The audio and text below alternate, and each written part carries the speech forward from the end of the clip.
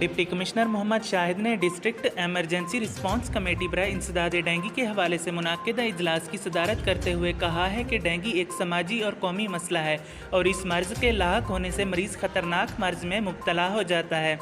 इसलिए महकमा सेहत के अलावा तमाम मुतल्लिका महकमों पर भारी जिम्मेदारी आयद होती है कि वो डेंगू के ख़ात्मे के लिए संजीदा कोशिशें करें।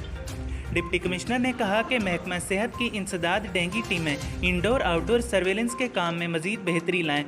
क्योंकि मंडी बहाउद्दीन को डेंगू फ्री बनाना ज़िले इंतज़ामिया की अवलीन तरजीह है।